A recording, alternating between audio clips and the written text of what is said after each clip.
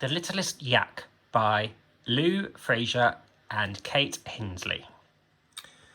On the tip of the top of a mountain all snowy, where the ice-swirling, toe-curling blizzards were blowy, in a herd of hurdling yaks, big and small, lived Gertie, the littlest yak of them all.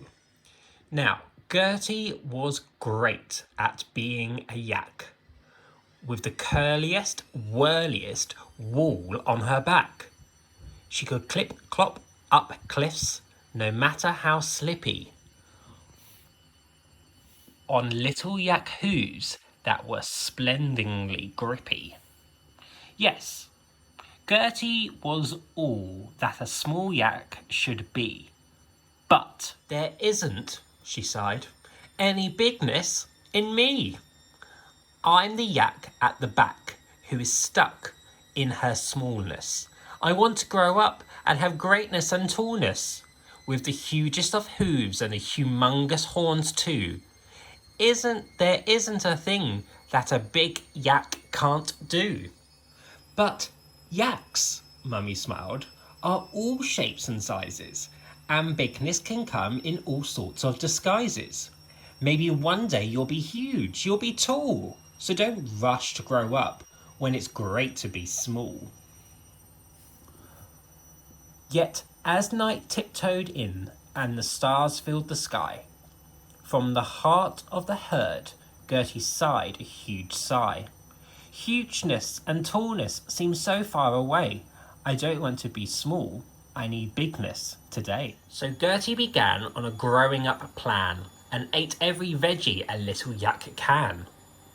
She pattered up mountains, she clattered down hills, she hopped and she skipped, she never sat still.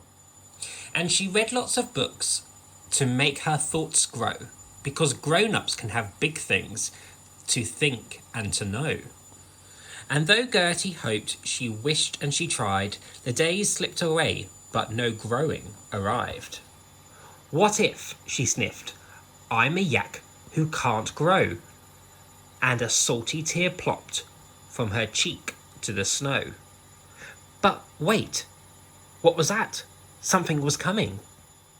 100 yak hooves beat with steadily drumming, and leading the herd in a snowy flake flurry was Mummy Yak grunting, "Oh, Gertie, please hurry! Look up! A yak stuck on the craggy cliff's edge, at the end of the narrowest rocky ledge. Our hooves are too heavy, our horns are too wide to squeeze on the ledge on a steep mountain side. But you are our littlest, gripplest yak. Only you can squeeze up there and bring that yak back." "You need me?" Gertie gasped. "Because I'm so small? My smallness can do something big after all." And Gertie was off. There was no time to waste. Over the ice-frosted rocks in great haste. Up higher and higher, leaping and springing. Then onto the ledge where a yak shape was clinging. "Oh!" Gertie squealed as she stopped in her tracks. "Why, you're the tiniest, weeniest, teeniest of all the yaks." "I wanted to clip-clop up cliffs," the yak shivered, "but I'm not very grippy." And his teeny horns quivered. "Well, gripping," smiled Gertie, "is what I do best. Just hold on tightly and I'll do the rest." So onto her back the tiniest yak leapt, and down through the rocks and the ice Gertie swept. Home to the herd far below, cheering loudly. "Gertie, you did it!" they're all grunting proudly. "The teeniest yak would be stuck without you.